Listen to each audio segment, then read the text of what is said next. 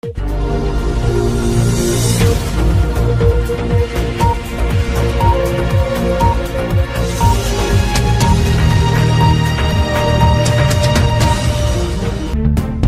জাতি, এক বিশ্বাস, তবুও শতাব্দীর পর শতাব্দী ধরে তারা ছিল ঘর ছাড়া। কেন? প্রথমে থাকছে ডায়াসপরা, যখন ইহুদিরা হলো ঘর ছাড়া।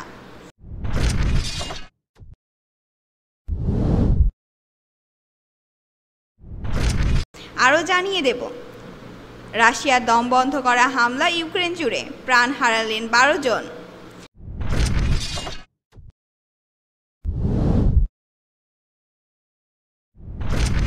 সর্বশেষ থাকছে ইসরায়েল হিজবুল্লাহ সংঘাত, লেবাননের বর্তমান পরিস্থিতি কেমন।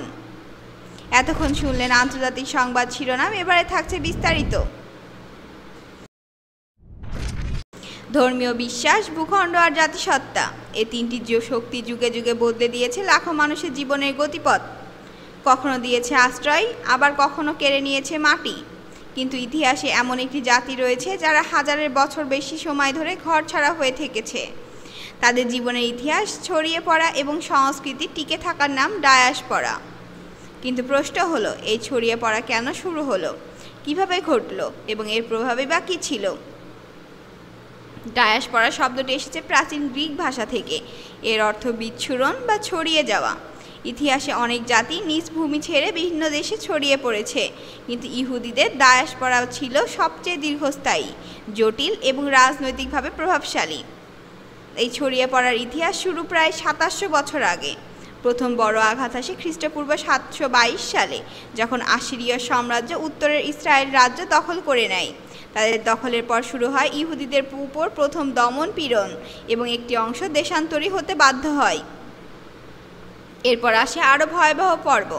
খ্রিস্টপূর্ব 586 সালে বাবিলীয় সাম্রাজ্যের রাজা নবুকদেনেজার জেরুজালেম আক্রমণ করেন। তিনি ধ্বংস করে দেন ইহুদিদের প্রথম মন্দির, সোলোমনের টেম্পল। হাজার হাজার ইহুদিকে বন্দি করে নিয়ে যাওয়া হয় ব্যাবিলন শহরে, যা বর্তমানে ইরাকের অন্তর্ভুক্ত। এই বন্দিত্ব থেকে শুরু হয় জোরপূর্বক দেশান্তর, একটি গোটা জাতিকে মূলোৎপাটিত করে অন্য দেশে ছড়িয়ে দেওয়া।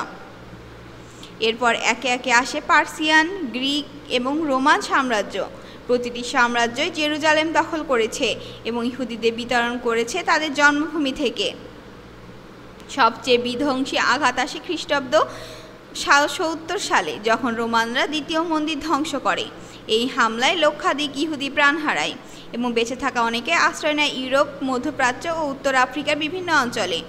এই সময় থেকে শুরু হয় সবচেয়ে ব্যাপক ও দীর্ঘস্থায়ী ডায়াসপরা, একটি জাতি যাদের আর কোনো স্থায়ী রাষ্ট্র ছিল না, শুধু পরিচয় ছিল ইহুদি। তবে সবচেয়ে বিস্ময়কর বিষয় হলো, এই বিতাড়িত জাতি শত শত বছর ধরে কেবল টিকে ছিল না, তারা ধরে রেখেছিল নিজেদের পরিচয়, বিশ্বাস এবং সংস্কৃতিকে। যেখানে যেত সেখানে তারা গড়ে তুলত সিনাগগ, প্রার্থনার ঘর। তারা ধরে রাখত হিব্রু ভাষা, ধর্মীয় নীতি এবং এক আশ্চর্য বিশ্বাস, একদিন আমরা জেরুজালেমে ফিরে যাব। প্রতিটি ধর্মীয় উৎসবের শেষ বাক্যে তারা বলতো, নেক্সট ইয়ার ইন জেরুজালেম, মানে পরের বছর জেরুজালেমে দেখা হবে। এই ছোট বাক্যটি ছিল তাদের আশা, পরিচয় এবং ঐতিহ্যের প্রতীক। এই স্বপ্নই তাদের যুগের পর যুগ ঐক্যবদ্ধ রেখেছে একটি রাষ্ট্রহীন জাতি হয়েও, এবং এই স্বপ্নই একদিন জন্ম দেয় একটি নতুন রাজনৈতিক আকাঙ্ক্ষার, নিজেদের স্বাধীন রাষ্ট্র গঠনের দাবি। ইতিহাসে খুব কম জাতি আছে যারা হাজার বছরেরও বেশি সময় ধরে নিজ ভূমি থেকে হারিয়েও ভাষা, বিশ্বাস, সংস্কৃতি আর পরিচয় ধরে রেখেছে। ইহুদিদের ডায়াসপরা নিছক কোনো করুণ ইতিহাস নয়, এটি একটি জাতির দৃঢ় মনোবল, সাংস্কৃতিক ঐক্য এবং রাজনৈতিক বোধের প্রমাণ। তবে এই প্রশ্ন উঠেছে, এই ছড়িয়ে পড়া কি কেবল নির্যাতনের ফল ছিল, নাকি এর পেছনে ছিল সুপরিকল্পিত এক রণনীতি, যা পরবর্তী সময়ে হয়ে ওঠে মধ্যপ্রাচ্যের অন্যতম বড় সংঘাতের বীজ। রাশিয়ার দম বন্ধ করা হামলা ইউক্রেন জুড়ে, প্রাণ হারালেন 12 জন। ইউক্রেন জুড়ে আবারও রক্তপাত রাত। রাশিয়া সারা রাত জুড়ে ক্ষেপণাস্ত্র, ড্রোন হামলা চালিয়েছে ইউক্রেনের বিভিন্ন শহরে। এতে এখন পর্যন্ত 12 জনের মৃত্যু হয়েছে, আহত হয়েছেন বহু মানুষ। জরুরি পরিষেবা বিভাগ ও স্থানীয় প্রশাসনের বরাতে এই খবর নিশ্চিত করেছে বিবিসি। দক্ষিণ ইউক্রেনের শান্তিপূর্ণ শহর মিকোলাইভে রাশিয়ার হামলায় প্রাণ হারিয়েছেন 70 বছর বয়সী এক বৃদ্ধ। একটি আবাসিক এলাকায় রাতের অন্ধকারে হামলার ফলে তিনি ঘটনাস্থলে মারা যান বলে জানা জরুরি পরিষেবা কর্তৃপক্ষ। আরও মর্মান্তিক ঘটনা ঘটে ঝিতমির এলাকায়, যেখানে একই পরিবারের 3 শিশু তাদের ঘরে ঘুমিয়ে থাকাকালীনই নিহত হয়। এক মুহূর্তে নিভে যায় ছোট ছোট 3টি প্রাণের আলো। শিশুদের মৃত্যু গোটা এলাকায় শোকের ছায়া নামিয়েছে। খমেলনিস্তস্কি অঞ্চলের রুশ বাহিনী আক্রমণে প্রাণ হারান আরও 4 জন, আহত হয়েছেন অন্তত 5 জন। আঞ্চলিক প্রধান সেরোই তিউরিন জানান, রুশ ক্ষেপণাস্ত্র আঘাতে 6টি বাড়ি সম্পূর্ণ ধ্বংস হয়ে গেছে এবং অন্তত 20টি আবাসিক ভবন ক্ষতিগ্রস্ত হয়েছে। পুলিশ ও দমকল কর্মীরা ধ্বংসস্তূপ থেকে মরদেহ উদ্ধার, আহতদের উদ্ধার করতে দীর্ঘ সময় ধরে অভিযান চালায়। রাজধানী কিয়েভের আশেপাশে অঞ্চলগুলোও ছিল এই হামলার লক্ষ্যে। কিয়েভ অঞ্চলের প্রধান মিকোলা কালাশনিক নিশ্চিত করেছেন সেখানে প্রাণা গেছেন 3 জন এবং বরং আহত হয়েছে 10 জন। সামাজিক মাধ্যমে ছড়িয়ে পড়া ছবিগুলোতে দেখা যায় আকাশ জুড়ে ধোঁয়া, আগুনে জ্বলছে ঘরবাড়ি, ভিন্ন ভিন্ন আবাসন। স্থানীয় প্রশাসন আরও জানায়, শুধু কিয়েভে আহত হয়েছে 11 জন।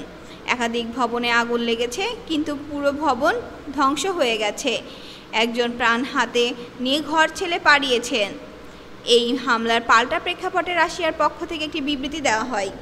তাদের প্রতিরক্ষা মন্ত্রণালয় দাবি করেছে 24শে মে রাত থেকে 25শে মে রাত পর্যন্ত ইউক্রেন 8টি রুশ অঞ্চলে ড্রোন হামলা চালানোর চেষ্টা করেছে। তাদের মতে রুশ আকাশ প্রতিরক্ষা ইউনিট 95টি ইউক্রেনীয় ড্রোন ভূপাতিত বা ধ্বংস করেছে। মস্কোর মেয়র সের্গেই সেবারিয়ান আরও জানান, রাজধানী মস্কোর দিকে আসা 12টি ড্রোন গুলি করে নামানো হয়েছে। এই হামলা ইউক্রেন চলমান যুদ্ধকে আরও এক ধাপ বাড়িয়ে দিল। প্রতিদিনই বাড়ছে হতাহত বাস্তুচ্যুত মানুষের সংখ্যা। রাশিয়া ইউক্রেন যুদ্ধ এখন আর কেবল ভূ রাজনৈতিক বিষয় নয়, এটি পরিণত হয়েছে এক গভীর মানবিক সংকটে। ইসরায়েল হিজবুল্লাহ সংঘাত, লেবাননের বর্তমান পরিস্থিতি কেমন? লেবানন একটি ছোট কিন্তু ঐতিহাসিকভাবে জটিল দেশ, যেখানে একই সঙ্গে চলে শান্তির স্বপ্ন, যুদ্ধের করুণ বাস্তবতা। এই দেশটির সীমান্ত এলাকায় ইসরায়েল এবং হিজবুল্লাহর মধ্যে দীর্ঘদিন ধরে সংঘাত চলছে, যা মাঝে মাঝে উত্তেজনার নতুন মাত্রা লাভ করে। 2025 সালের জুন মাসে আবারও সীমান্তে উত্তেজনা বাড়তে শুরু করেছে, যা স্থানীয় মানুষদের জীবন বিপন্ন করছে। এই ভিডিওতে আমরা বিশ্লেষণ করব সাম্প্রতিক সংঘাতের পটভূমি, বর্তমান পরিস্থিতি এবং ভবিষ্যৎ কী হতে পারে সেই বিষয়গুলো। কেন ইসরায়েল ও হিজবুল্লাহর মধ্যে এই বিবাদ থামছে না? এই সংঘাতের প্রভাব কেমন পড়ছে সাধারণ মানুষের ওপর? এসব প্রশ্নের উত্তর খুঁজে বের করার চেষ্টা করব আমরা। যুদ্ধবিরতি থাকলেও আগুন পুরোপুরি থামেনি। 2025 সালের মে মাসে ইসরায়েলি ড্রোন নাবাতিয়া শহরের একটি পানি সরবরাহ কেন্দ্রে হামলা চালায়, যেখানে একজন কর্মী নিহত হন। এছাড়া বেইরুতের দক্ষিণাঞ্চলে হামাসের সদস্যদের লক্ষ্য করে নিয়মিত হামলা হচ্ছে। এইসব হামলা যুদ্ধবিরতির শর্ত লঙ্ঘনের দৃষ্টিতে বিবেচিত হচ্ছে। স্থানীয় মানুষ শঙ্কিত, কারণ সীমান্ত এলাকা ক্রমে বিপজ্জনক হয়ে উঠছে। অনেকেই মনে করছেন এই আক্রমণগুলো সামরিক উত্তেজনা বাড়ানোর পরিকল্পনার অংশ। জাতিসংঘের শান্তিরক্ষী বাহিনী ইউনিফিল লেবাননের পরিস্থিতি নিবিড়ভাবে পর্যবেক্ষণ করছে। তারা সীমান্তে শান্তি বজায় রাখতে যথাসাধ্য চেষ্টা করছে, কিন্তু ইসরায়েলি সেনাদের উপস্থিতি এবং নিয়মিত হামলা যুদ্ধবিরতি শিথিলতার প্রমাণ। লেবাননের প্রেসিডেন্ট জোসেফ আউন বলেছেন, হিজবুল্লাহকে নিরস্ত্র করা একটি অত্যন্ত সংবেদনশীল বিষয়, তবে এটি জাতির শান্তি ও স্থিতিশীলতা তার জন্য অপরিহার্য। আন্তর্জাতিক কূটনীতিকরা এখন সক্রিয়ভাবে দুই পক্ষের মধ্যে মধ্যস্থতা বাড়াচ্ছে, যেন এই সংঘাত সাময়িকভাবে হলেও থেমে যায়। লেবাননের সাধারণ মানুষ শান্তির আকাঙ্ক্ষায় দিন কাটায়। তাদের জীবন এখন সীমান্তের উত্তেজনার কারণে অনিশ্চিত হয়ে উঠেছে। আন্তর্জাতিক সম্প্রদায়ের দায়িত্ব যুদ্ধবিরতি নিশ্চিত করা এবং লেবাননের সার্বভৌমত্ব রক্ষা করা। আমরা সবাই আশা করি ভবিষ্যতে লেবাননের সত্যিকার অর্থে স্থায়ী শান্তি প্রতিষ্ঠিত হবে। উপরিউক্ত বিষয়গুলোতে আপনার মতামত কি তা জানাতে ভুলবেন না নিচের কমেন্টের মাধ্যমে। ধন্যবাদ।